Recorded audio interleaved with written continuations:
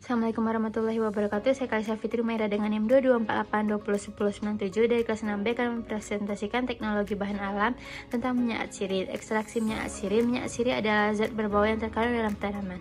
Ciri utamanya senyawa berwujud cairan atau liquid, mudah menguap, menghasilkan aroma tertentu. Kandungan minyak atsiri suatu bahan tanaman terdiri dari campuran beberapa jenis senyawa minyak atsiri.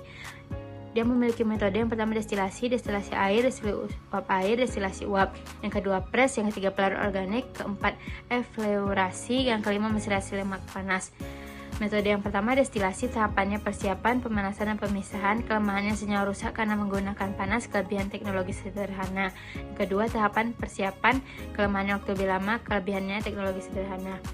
Yang ketiga, pelarut organik, tahapan persiapan ekstraksi pemisahan, kelemahannya pemisahan lebih sulit, kelebihannya waktu cepat. Keempat, efleurasi, tahapan persiapan ekstraksi pemisahan, kelemahannya pemisahan lebih sulit, kelebihannya teknologi sederhana.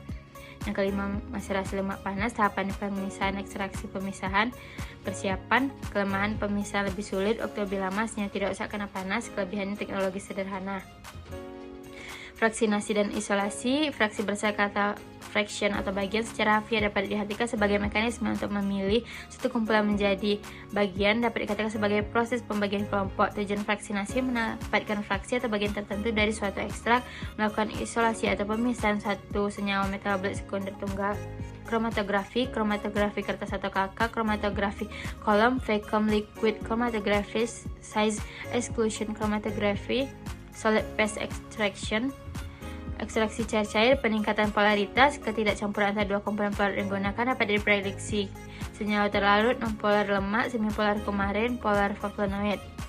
Kromatografi lapis tipis memisahkan sampel berdasarkan perbedaan kepolaran antara sampel dengan pelarut yang digunakan dengan menggunakan lapis tipis atau pada lempeng kaca, logam dan lain-lain. Fase diam, zat padat, fase gerak cairan.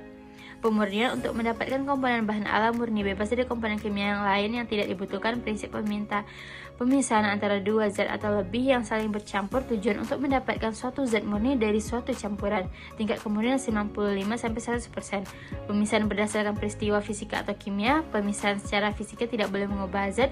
Secara kimia satu komponen atau lebih direaksikan dengan zat lain sehingga dapat dipisahkan.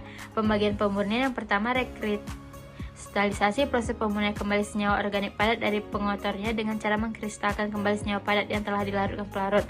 Prinsipnya senyawa dilarutkan dengan pelarut yang telah melarutkannya pada suhu tertentu. Ketika larutan berisi pelarut dengan suhu tinggi, senyawa dibiarkan mendingin. Larutan senyawa akan menulis hingga membentuk kristal keluar dari larutan. Yang kedua, dekantasi, proses pencampuran campuran sedimentasi dan langsung pemindahan pada wadah lain.